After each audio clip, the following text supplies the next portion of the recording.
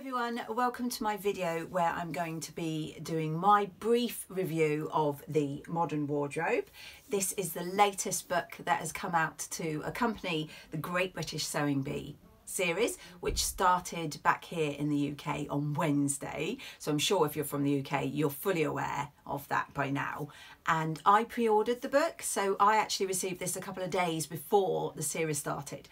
So it was really interesting because I will show you, but when I looked through, I already recognised the pattern that they did in the first pattern challenge on Wednesday. So I hope I don't need to say, if you don't want any sort of spoilers, because this book will have obviously some of the upcoming patterns for Series 8, then please don't watch. I won't be offended. But for those who are interested to know what is in the book and whether I think it's a good buy or not, then please stay tuned. So what I'm going to do is I'm only going to go through sort of a brief outline of what is inside, and I will slightly compare it to the previous 3 that I have. I'm not sure if that's all the books they've done.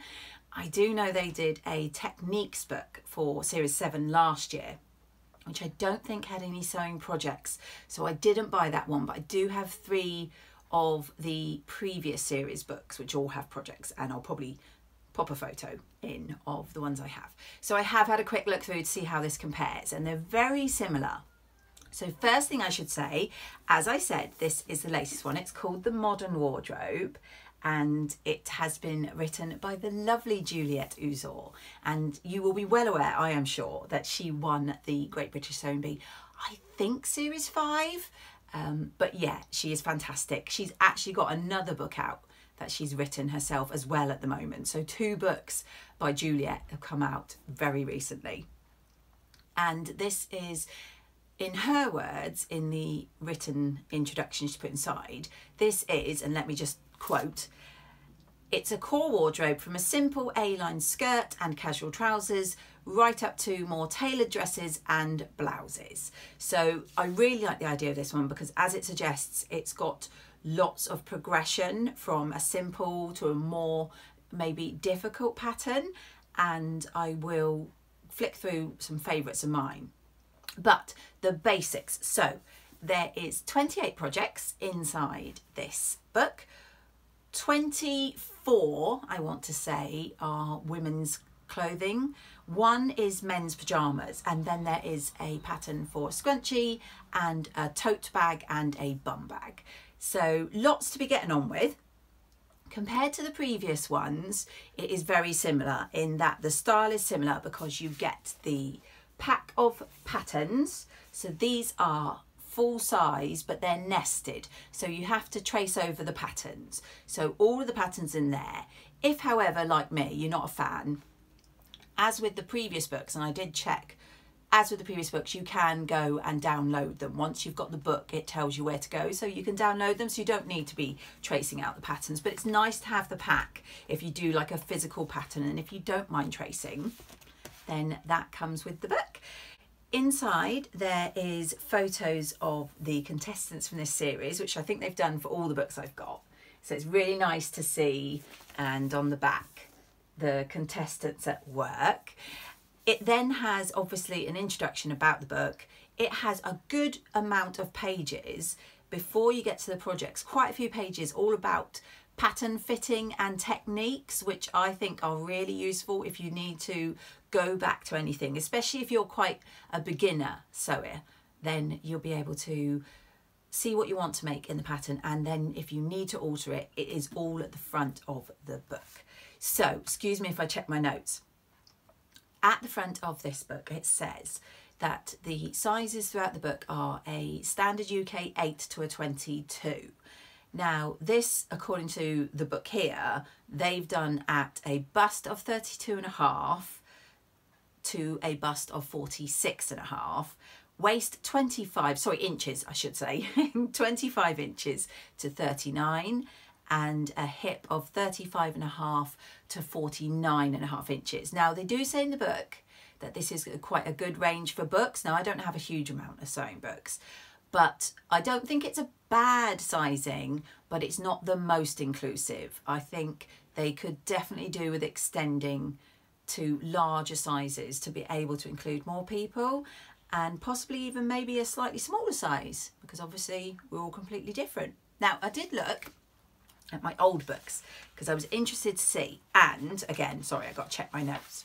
So when I checked, the previous books said they were a size 8 to a 20. However, the size 8s were the same, but the size 20 in the previous books, they went to a 45.5 inch bust, which is only 1 inch smaller than the 22.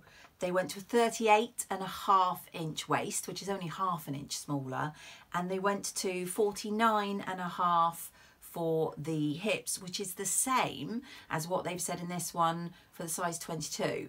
So it's a bit funny in that, looking at it in first instance, obviously it looks like they've increased by sort of a size, 8 to 22 as opposed to 8 to 20, but the actual sizing increase, it's minimal. So that's what you'll get, just so you're aware. And I do think that they do it in centimetres as well. Let me just check. Yes, they do it in centimetres. I work in inches, so I apologise, that's what I wrote down. So as I say, there's a really good, decent section at the front, all about techniques and pattern altering. So it's really useful to keep and flick through when you're using this book or doing any projects, to be honest. They also say when they go to each individual project, the usual that you'd get if you were getting a pattern. So fabric requirements, fabric type, any sort of notions needed, seam allowances, and then they say what sort of level sewer this would be aimed at. So all very useful. So first one I'm going to show you, in fact, let me just show you the list, which obviously you can pause the screen so you'll be able to have a good look at what is available. These are the projects listed in the contents page. As I say, do feel free to pause that so you can have a good look. So as I said, the first thing I noticed when I watched the episode on Wednesday was that the pattern challenge was for a wool A-line skirt with patch pockets.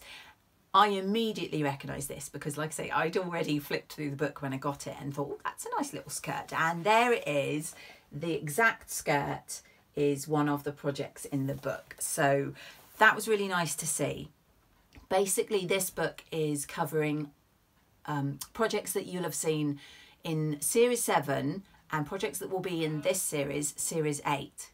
And also projects that have been designed especially for this book. So it was really interesting to see, because later on I'll show you one that I'm quite pleased to see in this because it was in the previous series and I really liked it, and I'm now really glad that I've got the pattern. So there is, as I showed you in the contents page, everything from shorts, trousers, different types of skirts, different types of dresses, blouses, shearing, pyjamas, right up to bags, etc. So it is a really good, as it said, a modern wardrobe. So you've got that capsule wardrobe you can be getting on with. First thing they show is a couple of paper bag waist designs. They do a shorts pattern, which I think looks really cute and good timing if we do hopefully get a summer here. And they also show a trousers pattern. So both featuring the paper bag waist. Again, in the episode that happened in the first episode, they had the pattern challenge was the skirt. And then obviously there's the manic transformation round. But the final make was the wrap dresses, which were gorgeous.